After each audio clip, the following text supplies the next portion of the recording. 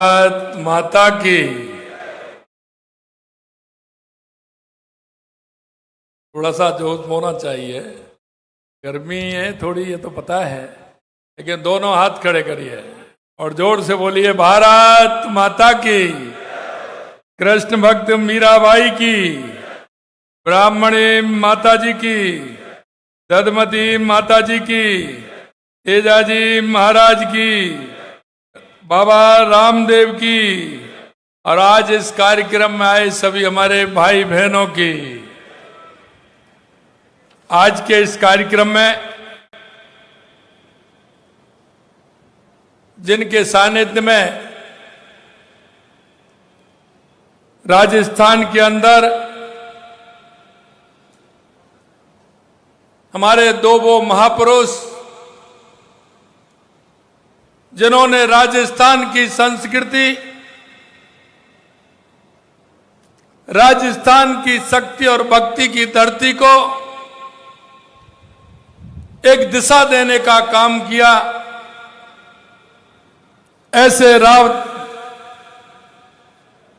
ऐसे हमारे राव दूधा जी महाराज दूधा जी की मूर्ति का अनावरण जहां हो रहा है। राव दूधा जी वो हैं जिन्होंने हमेशा राजस्थान और समाज के लिए एक दिशा देने का काम किया है। आज ऐसे पुण्य कार्य के अवसर पर, क्योंकि आप जानते हैं कि माननीय हमारे रक्षा मंत्री जी, मैं पिछले 4-5 दिन से मैं देख रहा हूं कि लगातार उनके कार्यक्रम पूरे देश भर में कार्यक्रम चल रहे हैं, और अभी भी वो जोधपुर से आंध्र प्रदेश जाने वाले हैं, लेकिन वो समय निकाल करके इस पुण्य कार्य के लिए आए हैं। एक बार आप जोरदार तालियों से माननीय हमारे रक्षा मंत्री जी का स्वागत और अभिनंदन करिए। मित्रों, आप नाम से ही देख सकते हैं माननीय हमारे रक्षा मंत्री जी का राजस्थान से कितना बड़ा लगाव रहा है। हमेशा एक भी स्थान ऐसा नहीं है, राजस्थान के अंदर एक भी जिला नहीं है तो राजनीति के इतने लंबे समय पर कहीं ना कहीं उनकी उपस्थिति नहीं रही हो। सभी जगह राजस्थान में वो अपना प्रवास करते हैं और आज इस मौके पर आए हैं। मैं उनका राजस्थान की 8 करोड़ जनता की तरफ से हार्दिक स्वागत और अभिनंदन आपका करता हूं। आज के इस कार्यक्रम में माननीय महाराजधिराज जोधपुर मारवाड़, जिनका स्वभाव आप सभी जानते हैं, उनका सानिध्य मिलता है, आप जानते हैं, और जब भी आपके यहां जाते हैं और जब महाराज गज सिंह जी मिलते हैं तो मन प्रसन्न हो जाता है। उनके अंदर जितना आदर भाव और राजस्थान की जो संस्कृति है वो कूट कूट के उनके अंदर है। हमेशा सभी का सम्मान करने वाले महाराजाधिराज जोधपुर महाराज श्री गज सिंह जी हमारे बीच में, हमारे आपने सुना केंद्रीय कला एवं संस्कृति पर्यटन मंत्री, जो राजस्थान के लिए लगातार काम करते रहते हैं, ऐसे सम्मानीय गजेंद्र सिंह जी, मेरे कैबिनेट में मेरे साथी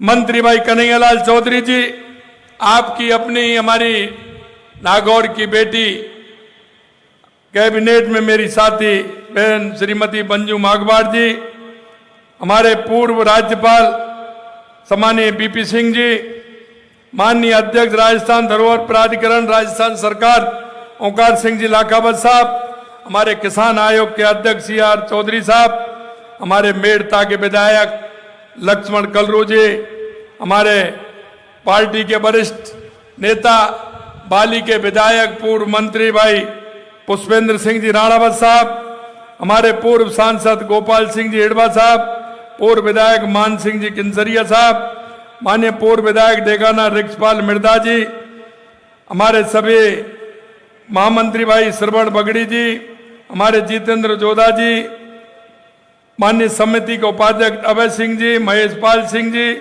भमर सिंह जी, प्रताप सिंह जी, स्वामी राणानंद सरस्वती जी और मंच पर विराजमान सभी हमारे अतिथिगण और इस क्षेत्र से आए मेरे सभी पूजा योग बुजुर्गों, नौजवान दोस्तों और मेरी माता बहनों, सबसे पहले तो मैं आप सभी का वंदन करता हूं, अभिनंदन करता हूं, आप सभी को मैं प्रणाम करता हूं।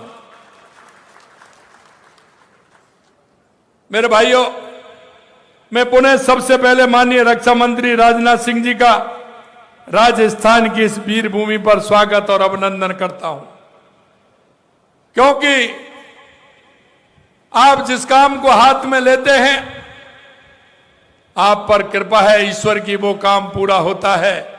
आज आपका राजस्थान को सानिध्य मिला है। हमारे दो राव दूधा जी और हमारे श्रद्धेय पूर्व उपराष्ट्रपति, हम सभी राजस्थान की 8 करोड़ जनता के लिए आपका ये सानिध्य हमारे लिए बहुत ही शक्ति प्रदान करेगा और एकदम ऊर्जा देने का काम करेगा। हमारे लिए अत्यंत हर्ष का विषय है कि आज आप हमारे बीच पधारे हैं और मैं कहना चाहता हूं, देश के यशस्वी प्रधानमंत्री नरेंद्र मोदी जी के नेतृत्व में और आपके मार्गदर्शन में भारतीय सेनाओं का आधुनिकीकरण हुआ है और आत्मनिर्भर भारत के संकल्प के रक्षा क्षेत्र को नई गति मिल रही है। और वो नई गति वो मिल रही है कि देश के अंदर रक्षा के क्षेत्र में कभी कोई इक्विपमेंट नहीं बनता था, लेकिन आपके मार्गदर्शन में और प्रधानमंत्री जी के नेतृत्व में रक्षा के क्षेत्र में छोटे से लेकर के बड़े इक्विपमेंट तक हमारे देश में बन रहे हैं और दुनिया उसके लिए ललायत है कि आज हमको भी चाहिए। हम पहले इस तरह का सामान खरीदते थे, आज हम दूसरे देशों को देने का काम करते हैं। ये आपके मार्गदर्शन में हो रहा है और इसका सुपरिणाम हमने ऑपरेशन सिंदूर के दौरान देखा है, जब हमारी सेना ने पाकिस्तान को परास्त करके सबको सबक सिखाने का काम किया है। आज मैं मारवाड़ की इस वीर धरा पर आपका पुनः अभिनंदन करता हूं। इस अवसर पर वीर शिरोमणि मेड़ता के संस्थापक श्री राव दूधा जी को नमन करता हूं। राव दूधा जी ने मेड़ता को बसाकर वीरता, स्वाभिमान और संस्कृति की ऐसी परंपरा स्थापित की जिसने पूरे राजस्थान को गौरवान्वित किया है।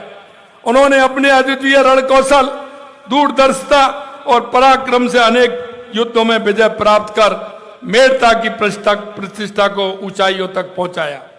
राव दूधा जी ने सारंग खान के विरुद्ध युद्ध हो, चाहे मल्लू खान के अत्याचारों का प्रतिकार हो अथवा मेड़ता की अस्मिता की रक्षा का संघर्ष के समय यह सिद्ध कर दिया कि अपनी अस्मिता और अपनी मातृभूमि की रक्षा के लिए राजस्थान की वीर किसी भी बलिदान से पीछे नहीं हटते हैं।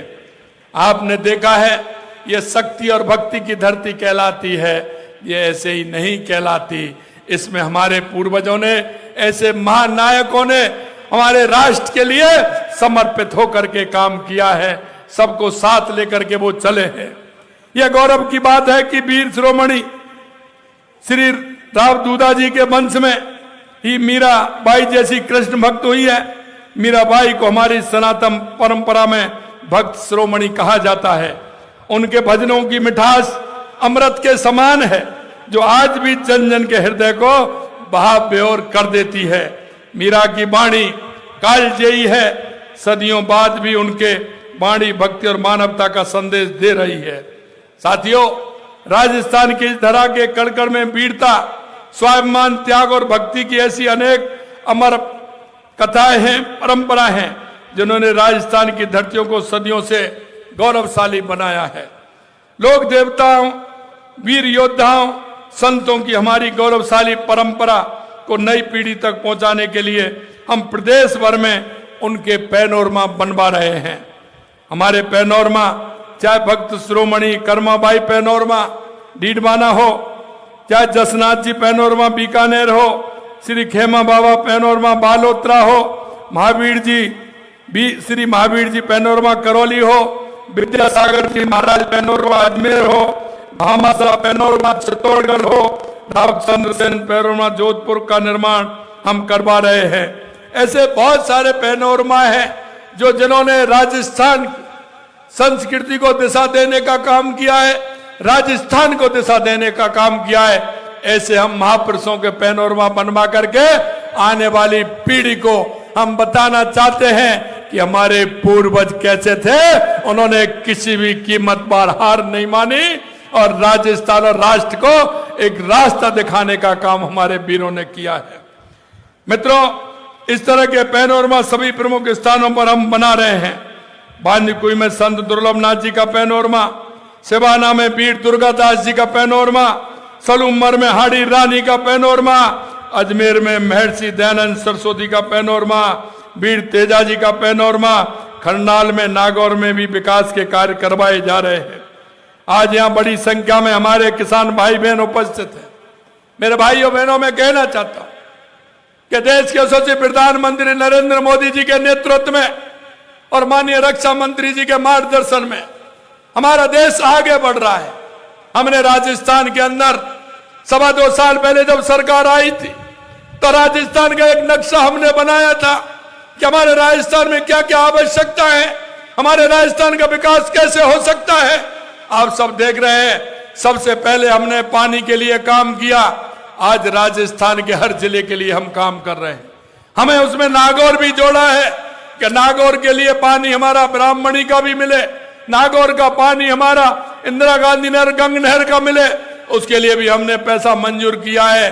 चाहे हमारी ERCP योजना हो, यमुना समझौता हो, इंदिरा गांधी गंग नहर हो, नर्मदा का पानी हमें लाना हो, चाहे सोम कमलाम के माध्यम में जमाई में पानी लाना हो, चाहे माई डैम के माध्यम से डूंगरपुर बांसवाड़ा को पानी देना हो, या देवास स्कीम के माध्यम से उदयपुर राजसमंद चित्तौड़ और भीलवाड़ा के लिए पानी देना हो।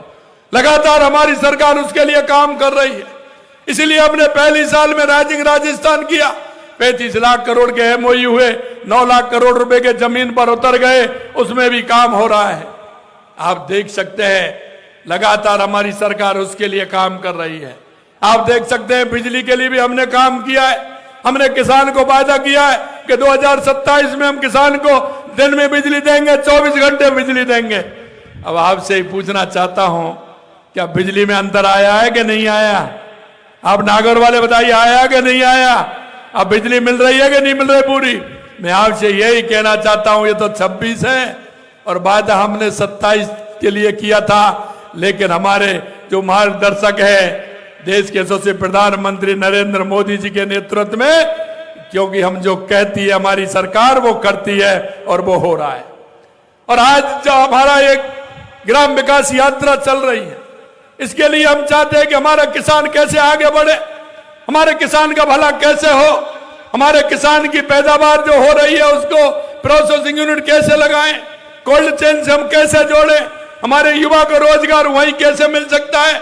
इसके लिए हमारा ग्राम विकास रथ चल रहे हैं, उसमें आपके सुझाव भी आ रहे हैं। उसके साथ साथ हम एग्रीकल्चर की प्रोसेसिंग यूनिट लगा करके वहां आगे उसको कैसे बढ़ाएं, कहां मंडी की आवश्यकता है उसको कैसे करें।